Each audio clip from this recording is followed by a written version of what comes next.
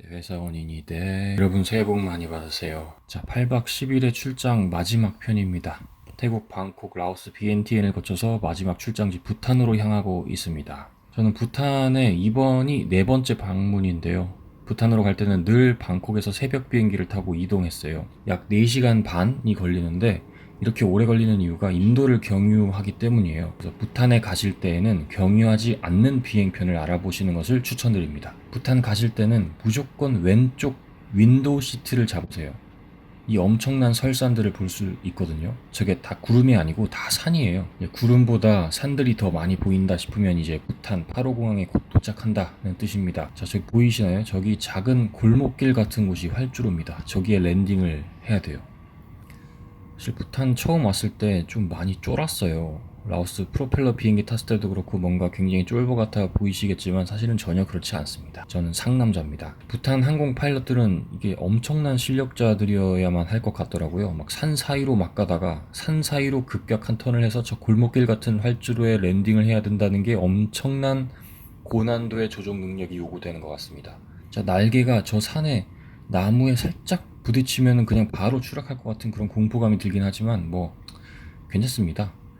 오히려 파일럿들이 더 긴장을 해가지고 정신 바짝 차리기 때문에 더 안전하다라는 얘기도 들었는데 뭐 큰 도움은 안 됐지만 어쨌든 굉장히 안전한 것 같아요. 뭐 날씨가 안 좋을 때는 가끔씩 활주로가 안 보이기도 한다는데 아무튼 저는 4번 전부 큰 무리 없이 안전하게 랜딩했으니까 걱정할 필요는 없을 것 같아요. 안정적이죠. 제가 마지막으로 부탄에 왔던 게 2016년 11월이었는데 그때 비해서 꽤 많은 게 변했더라고요. 공항 내에 면세점도 생기고 국내선 터미널도 신설되고요. 이 공항이 위치한 곳은 파로라는 곳이고 저는 부탄의 수도 팀푸로 이동합니다. 굉장히 강원도 같은 느낌이 있죠. 이 산세가 워낙 험준하기 때문에 관광객이 차를 렌트하는 건 아예 불가능한 것 같아요. 잘못하면 저 낭떠러지로 떨어질 가능성도 있어 보여요. 실제로 저는 굴러떨어진 차를 본 적이 있어요. 굴러떨어지는 장면을 보진 않았지만 떨어져 있는 후덜덜. 팀푸 시내에는 개들이 참 많아요. 대부분은 다 그냥 스트리트더그예요. 이게 다 유기견인지 뭔지 어디서부터 이 문제가 시작됐는지는 저도 잘 모르겠습니다. 아무튼 이 개 문제가 참 심각해요. 이 개들이 낮에는 자고 심야 시간에 활동을 시작하는데 이 개 짖는 소리 때문에 소음 문제도 엄청 심각하긴 하지만 그보다 더 문제적인 게 행인들을 공격하기도 한대요.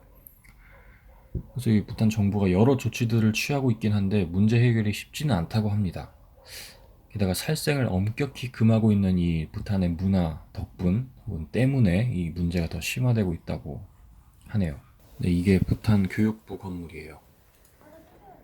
이제 오전 회의를 마치고 점심을 먹으러 갔습니다. 대부분의 국민들이 불자라서 불교 문화가 도시 곳곳에 묻어 있습니다. 윤회를 믿기 때문에 이 생에서의 삶에 크게 집착하지 않는 느낌? 그런 게 좀 확실히 있는 것 같습니다. 물론 부탄의 젊은 친구들은 아닐 가능성이 매우 높아 보이긴 하지만요. 아, 참고로 부탄에서도 이 BTS가 인기가 많다고 하더라고요. 물론 여학생들 사이에서요. 소소한 에피소드가 있었는데요. 저희가 저녁 먹으러 가는데 저희 운전 기사님이 길막을 하셨어요. 거의 5분 동안 길막을 하셨는데 저 상대 운전자 5분 동안 그냥 가만히 기다리더라고요.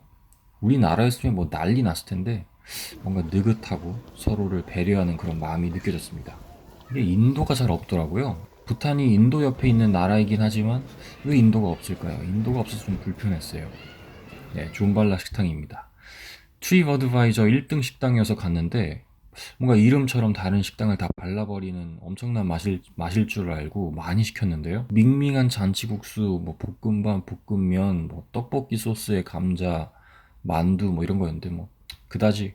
다음 날에는 저희가 학교에 방문을 했어요.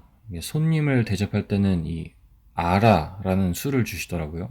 팀푸가 고산지대의 척박한 땅의 추운 지역이기 때문에 몸을 따뜻하게 하고 또 고강도의 노동에 지친 피로, 고통을 완화하기 위해서 짠 음식, 도수가 강한 술을 마셨다고 합니다.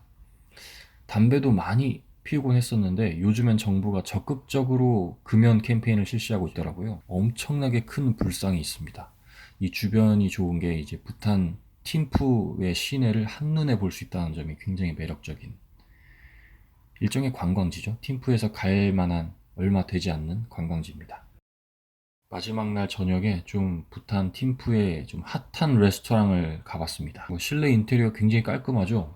서울에 있는 데인 줄 알았어요. 근데 맛은 네, 저는 새우를 시켰는데 갈릭 새우를 시켰는데 아무래도 내륙 지역이고 여기가 진짜 랜드락트 컨트리거든요.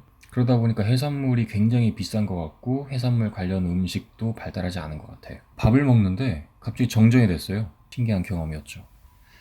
뭔가 출장 마지막 편인데 싱겁게 끝났죠?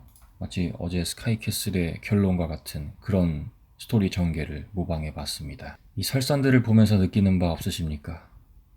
인간이 아무리 캐슬을 높이 지어봤자 대자연에 비하면 하찮을 뿐이죠. 또 본질적인 것에 집중하면 좋겠다는 생각을 마지막으로 전하면서 이 영상을 마칩니다. 그럼 다음 영상에서 만나요. 제발.